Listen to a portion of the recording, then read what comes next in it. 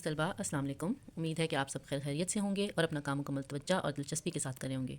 پیارے بچوں، ہمارا آج کا عنوان ہے مضمون نویسی۔ مضمون نویسی کو پڑھنے سے پہلے ہم سب سے پہلے مضمون کے کچھ اہم نکات دیکھیں گے کہ مضمون لکھتے وقت کن کن باتوں کا خیال رکھنا ہوتا ہے۔ سب سے پہلے ہم مضمون نویسی کے اہم نکات دیکھیں گے۔ سب سے پہلے مضمون کے موضوع کا تعین ہوتا ہے، یعنی ٹاپک کی سلیکشن ہوتی ہے۔ اس کے بعد ابتدائیہ میں تعارف بتایا جاتا ہے اس عنوان کا۔ اس کے بعد مرکزی خیال یعنی اہم موضوع کے بارے میں جو معلومات ہوتی ہے، جو اس کی خاص معلومات ہوتی ہیں وہ بتائی جاتی ہیں۔ آپ سب کو معلوم ہے کہ ہم مضمون میں حوالہ جات، اشعار اور مثالوں کا استعمال بھی کرتے ہیں، تو آپ نے ریفرنس کے لیے حوالہ جاتی اشعار اور ارشادات اور احادیث وغیرہ بھی شامل کرنی ہے۔ مضمون کی زبان ہمیشہ سادی ہونی چاہیے تاکہ پڑھنے والے کو آسانی سے سمجھ آ سکے، املا اور گرامر کا مناسب استعمال ہو۔ اس کے بعد ہم اپنے آج کے ٹاپک کی طرف آتے ہیں۔ ہمارے مضمون کا عنوان ہے علم کے فائدے۔ کوئی بھی مضمون لکھنے سے پہلے ہم اپنے ذہن میں اس کا ایک مائنڈ میپ تیار کرتے ہیں، یعنی خاص باتوں کو ذہن میں رکھتے ہیں کہ ہم نے مضمون لکھتے ہوئے کن کن باتوں کو اپنے پیراگراف میں شامل کرنا ہے اور اس کی تفصیل بیان کرتے ہوئے ترتیب کا خیال رکھنا ہے۔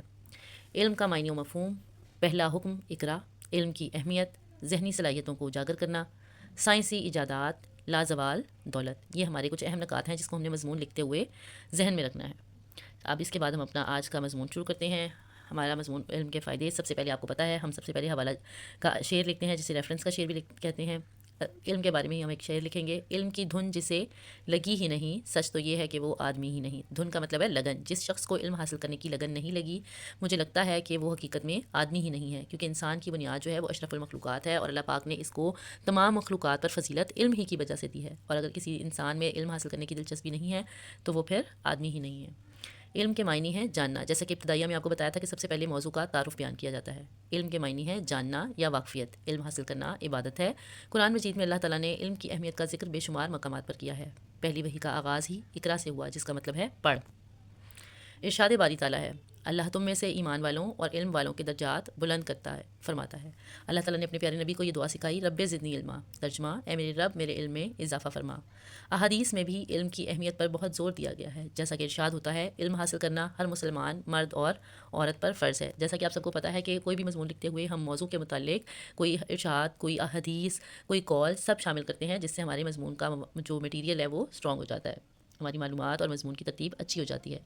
نیکسٹ دیکھیں، علم مہد، ایک اور جگہ فرمایا مہد سے لحد تک علم حاصل کرو۔ لحد کہتے ہیں قبر کو، اور مہد کہتے ہیں ماں کی گود کو، یعنی ماں کی گود سے لے کر قبر تک علم حاصل کرو، یعنی آپ کی زندگی کا جتنا دورانیہ ہے پیدائش سے لے کر آپ کی وفات تک کا، اس میں کوئی علم حاصل کرنے کے لیے قید نہیں ہے۔ آپ زندگی کے کسی بھی حصے میں جو ہے وہ علم حاصل کر سکتے ہیں۔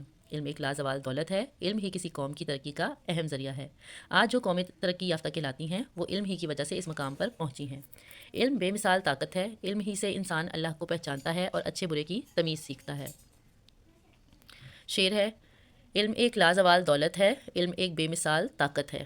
علم انسان کو عظمت کی بلندی پر لے جاتا ہے۔ علم عقل کو بڑھاتا ہے اور نئی راہیں دکھاتا ہے۔ انسان نے علم ہی کی وجہ سے بحری اور ہوائی جہاز بنائے ہیں۔ آپ دیکھیں کہ علم کی یہ معلومات اور علم ہی تھا نا جس نے انسان کو ہوا میں اڑنے کے قابل بنا دیا۔ آج وہ جہاز بنا کر مہینوں کا، گھنٹوں کا سفر جو ہے وہ مہینوں اور دنوں کا سفر جو ہے وہ گھنٹوں میں طے کر لیتا ہے۔ ہر طرف اڑ رہے ہیں طیارے، ہے بنے علم ہی سے یہ سارے۔ یہ جو آس پاس طیارے اڑتے نظر آتے ہیں یہ سب علم کی بدولت ہی بنے ہیں۔ دنیا کی دولت خرچ کرنے سے گھٹتی ہے، جبکہ علم کی دولت کو جتنا خرچ کیا جائے یہ اتنی ہی بڑھتی ہے۔ علم ایک ایسی دولت ہے جسے کوئی چور چرا نہیں سکتا۔ دلوں میں بھرو علم کا مال و زر، نہ آتش کا خطرہ نہ چوروں کا ڈر، یعنی اپنے دل میں علم کی دولت، مال و زر مطلب دولت، قیمتی دولت، اپنے دلوں میں علم کی دولت کو بھر لو۔ یہ ایک ایسی دولت ہے نہ جسے آگ کا خطرہ ہوتا ہے اور نہ چوروں کا۔ آتش کہتے ہیں آگ کو، نہ ہی اسے آگ لگ سکتی ہے یعنی نقصان پہنچ سکتا ہے، اور نہ ہی اسے کوئی چور چرا سکتا ہے۔ علم کی بدولت سائنسی ایجادات کی ہیں جس سے دنیا میں بہت ترقی ہے۔ علم کی بدولت ہی انسان چاند پر قدم رکھ چکا ہے اور دوسرے سیاروں پر جانے کی تیاری کر رہا ہے۔ کمپیوٹر اور موبائل بھی علم کی وجہ سے ایجاد ہوئے ہیں۔ آپ اپنے آس پاس جتنی بھی ترقی دیکھتے ہیں، جتنی بھی نئی ایجادات دیکھتے ہیں جنہوں نے ہماری روزمرہ کی زندگی کو بہت آسان بنا دیا ہے، یہ سب انہی لوگوں کے کارنامے ہیں جنہوں نے دل و جان سے علم کو حاصل کیا اور ان کو اپنی زندگیوں میں اس پر عمل بھی کیا۔ ایک اور جگہ ارشاد ہوتا ہے علم و حکمت مومن کی گمشدہ میراث ہے، جہاں سے ملے اسے حاصل کر دو۔ میراث کہتے ہیں ورثہ، یعنی جو ہمارے آباء و اجداد ہمارے لیے چھوڑ جاتے ہیں۔ علم جو ہے وہ مومن کے لیے ایسے ہی ہے جیسے اس کے آباء و اجداد نے اس کے لیے کوئی وراثت چھوڑی ہو، یعنی جس پر آپ کا حق ہو۔ تو یہ علم مومن کے لیے ایسے ہی ہے کہ جہاں سے بھی ملے اسے حاصل کر لے۔ بقول حالی کہ حکمت کو ایک گمشدہ لال سمجھو، جہاں پاؤ اپنا اسے مال سمجھو۔ حکمت کہتے ہیں دانائی کو، لال کہتے ہیں قیمتی موتی کو، کہ حکمت تمہارے لیے، دانائی اور عقلمندی تمہارے لیے ایسے ہی ہے کہ جیسے ایک کھویا ہوا قیمتی پتھر، اسے جہاں دیکھو اپنا مال سمجھ کر حاصل کرو۔ پیارے بچوں، امید ہے کہ آپ کو یہ مضمون جو ہے وہ اچھے سے سمجھ آ گیا ہوگا۔ آپ نے